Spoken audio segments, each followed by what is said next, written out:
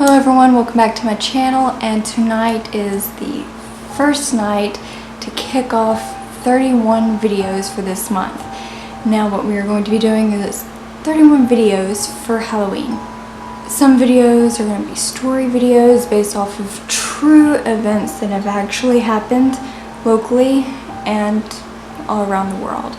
Now tonight we will actually be starting off with a true story that happened in Demopolis, Alabama. Now this is a story about a murder that took place in 1934 in Demopolis, Alabama.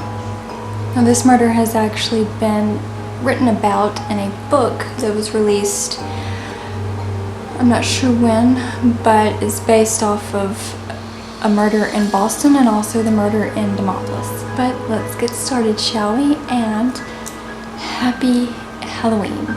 Now I'll actually put the link down in the description box.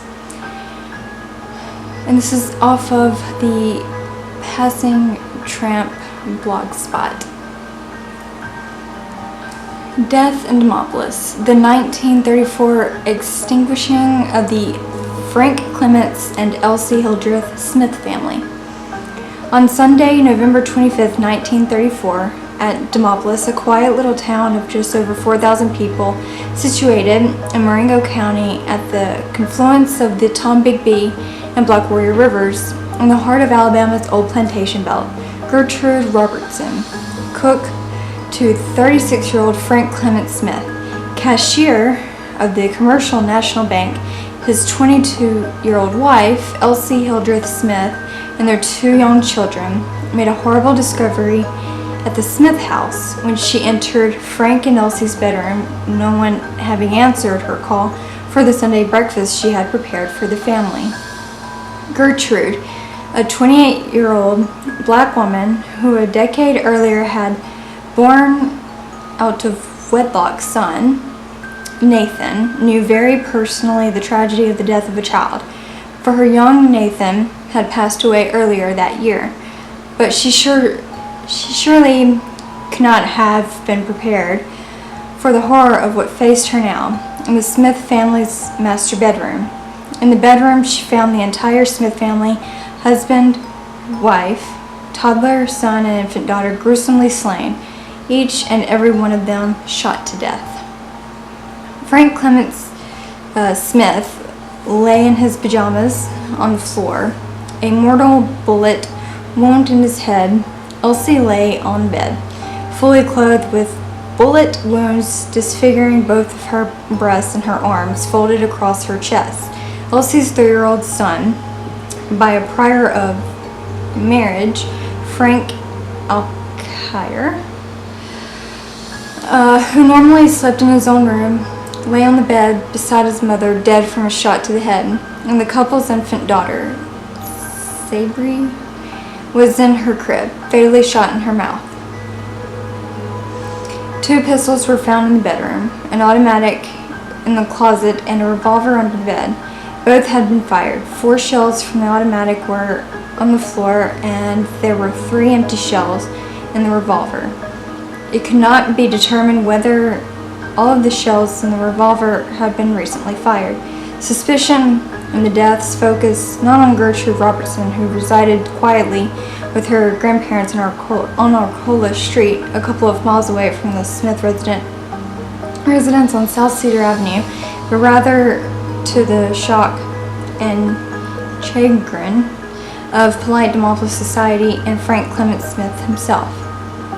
The bank cashier was the son of the late president of the Commercial National Bank, Andrew Reed Smith, and Clara Estelle Clement Smith, socially prominent natives of Tuscaloosa, home of the University of Alabama.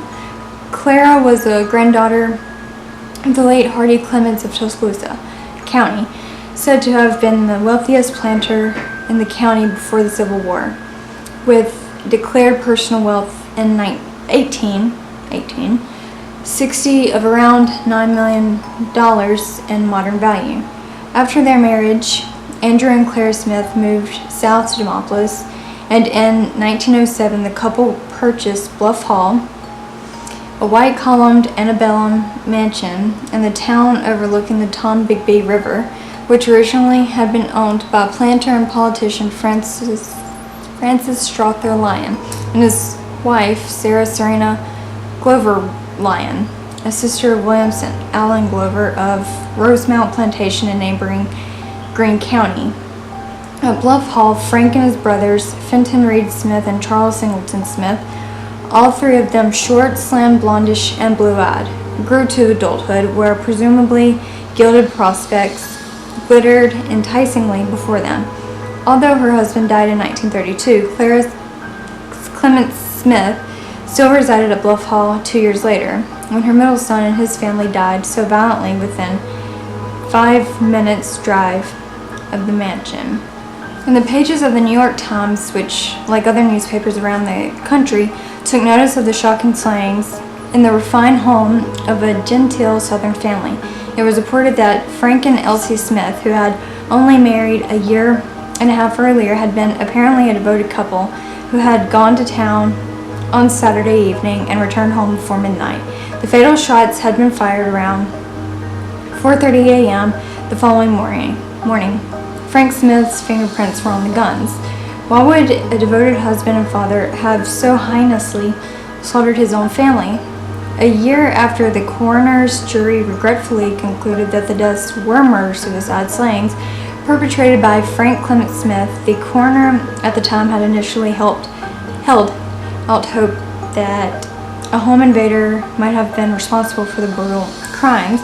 Distinguished historian of the American South Clement Eaton, 1898 to 1980, then chairman of the history department at Lafayette College in Pennsylvania and apparently no relation of the Smith family, visited Demopolis. There he toured the town's fabled old mansions, Gaineswood and Bluff Hall, and had his ear filled with lurid details about the ghastly murders. I was told that the interior of Bluff Hall married a divorcee. One night he and she returned from a wild party, and later he found her untrue to him and shot her 2 children and himself. Eaton confided that night in his diary, concluding, in his beautiful home, an unlovely home life must have existed. Now the story is actually very long, so this is actually going to be a 2-part, possibly a 3-part, depending on how much longer I have. I think I'm halfway through it, so it may just be a 2-part video series on this murder story that happened in Demopolis.